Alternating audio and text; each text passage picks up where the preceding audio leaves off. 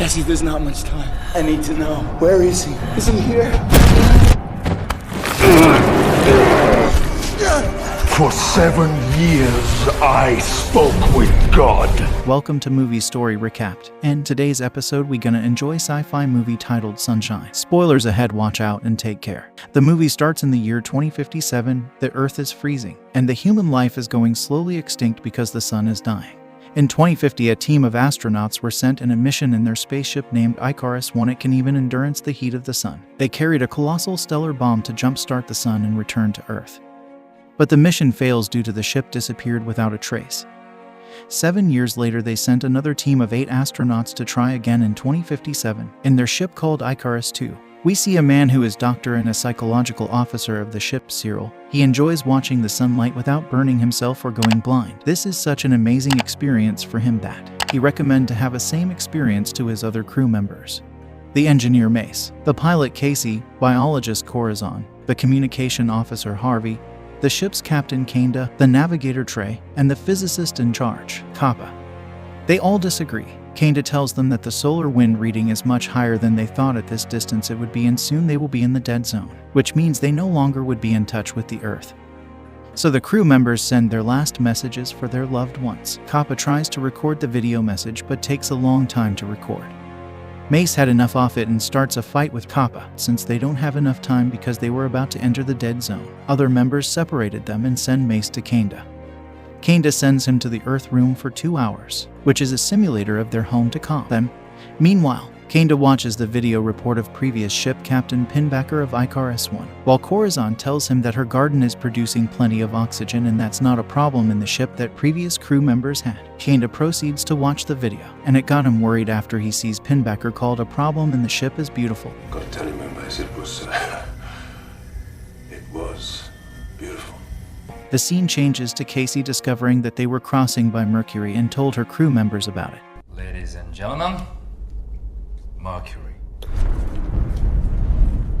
A while later, Harvey makes an important discovery while working comms. He discovers signals from Icarus-1 due to ship reaching TJE dark side of Mercury and the iron core in the planet acting like an antenna. They realized the reason why it was not traceable until now cause it was hidden behind light and noise since Icarus-1 was pretty close to the sun. The crew starts discussing if they should make contact with Icarus-1 since it's been 7 years and the crew member would have died till now. Mace disagrees and told them that they should focus in the mission since it is more important. But on the other hand, there are maybe survivors on the ship and extra food and oxygen, and having 2 colossal stellar bomb have a better chance than 1. Since they couldn't agree, so they leave their decision to Kappa since he have more knowledge of physics than them. After running the math with Icarus, he decides to fly towards the Icarus-1. The ship leaves the orbit of the planet after Trey adjusted their trajectory. But he makes a mistake. He forgets to realign shields, causing damage to 4 panels that if not repaired it would destroy the ship and kill them. Kanda and Kappa embarks to a spacewalk while Casey guides them, angling the damaged portion from the shield away from the sun and causing the loss of 2 protruding communication towers that has no use of right now. However, this also causes to reflected light to ship's oxygen garden and oxygen reserves, to Corazon's dismay. To watch how the O2 is released to put out the fire, they need to re-angle the shields, but it will kill Kappa and Kanda, who are still not done with repairing the ship. Harvey and Casey want to wait, but Mace reminds them about the mission, so Kanda agreed, and so as Icarus uses the autopilot to fix the ship's rotation, Kanda told Kappa to go back inside and sacrificed himself, fixing the last panel. A while later, Cyril puts Trey in a catatonic state because the guilt of killing Kanda and putting him in a suicide state. Harvey becomes the new ship's captain. He informs the crew about what had happened to the garden and they have limited oxygen. So now they don't have another option rather than to contact Icarus-1 and continue their mission. After everyone goes to take care of their chores, Mace, Corazon, and Casey have a chat in private when Corazon tells them that their current oxygen level would be enough if they lose 3 people. After a while, Casey tells Kappa that she is afraid of dying, and Kappa says he is not.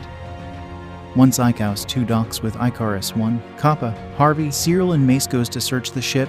They decided split to search more effectively. Harvey finds the garden with 7 years of unchecked growth, which makes Corazon happy, while Mace confirms that the second bomb is still working, and Cyril finds plenty of water and food. Mace discovers that all systems are fine, except for the flight computer. When he digs deeper, a disturbing video of Pinbacker starts to play. Our star is dying.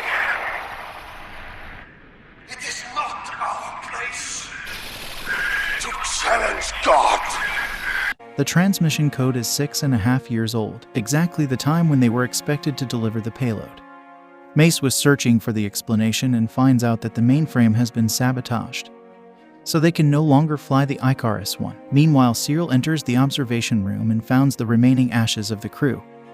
Suddenly, the two ships explosively disconnects and destroying Icarus I outer airlock standing, the four men with Icarus II starts to float away from. They found only one suit, so they give that to Kappa cause he knows how to operate the payload. Harvey protests against this, saying that he should be prioritized since he is the captain, but everybody ignored him. However, Mace has an idea to save the rest of them too. He takes an insulation material from the ship's walls to wrap them in it, so they can jump from one ship to another without freezing. There is one problem, since the computer is not working anymore. One of them must stay behind to open the hatch. Cyril accepts to sacrifice himself for the mission, once Cassie aligns both airlock. Cyril released the airlock and the other three men uses vacuum to holding each other and jump from the one ship to another. Unfortunately, they forced to let go cause while jumping they accidentally hit the ship, resulting Kappa and Mace reaches the ship and surviving, but Harvey floats away in the space and freezing. Back in Icarus I, Cyril has accepted his fate and goes to the observation room and sits around ashes of other dead crew members while sun burns him, and Casey says goodbye to Cyril in comms.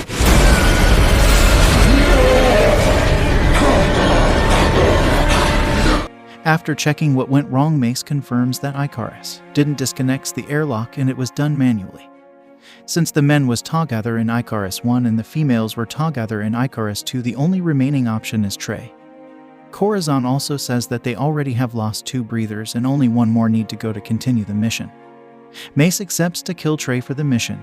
Mace leaves the crew behind and enters the infirmary. After grabbing the scalpel, Mace checks the bed, but Trey isn't there, but he is dead already by cutting his own wrist. Mace calls the crew, and once they are there, he blames on Kappa's decision to divert the mission and says the blood should be his.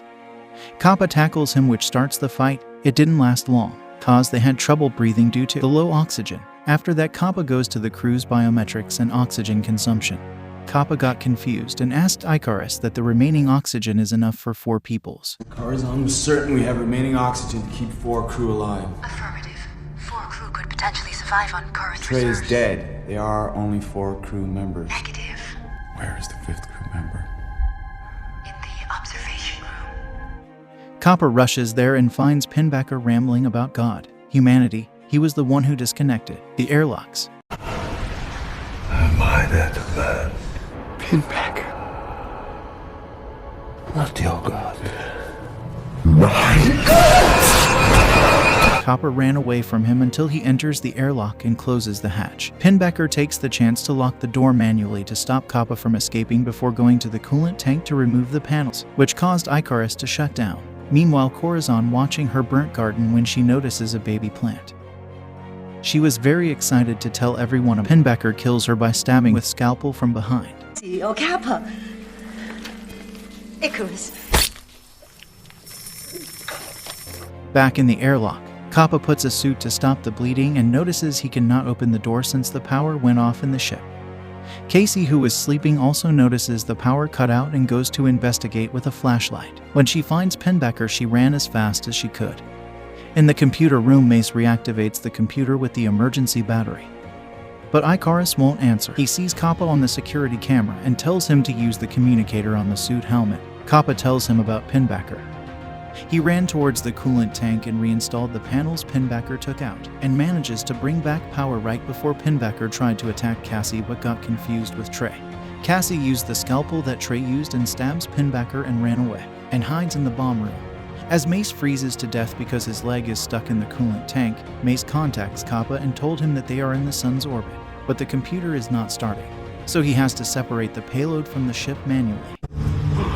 Do it, Kappa! Do it. Right. Kappa wears the astronaut suit and maiden hole that connects to the hallway. He presses the emerging button, then jumps out of the ship, and he is to the separate bomb while Icarus II is burned away by the sun.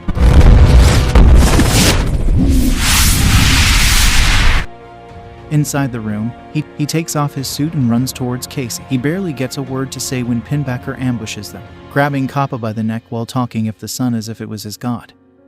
Casey runs towards Pinbacker and ripped the skin of one of his arms. The bomb has finally entered the sun. Casey tells Kappa to finish him. Kappa gets up to finish him but decides to focus on the mission. So Kappa rushes to the controls and activates the payload.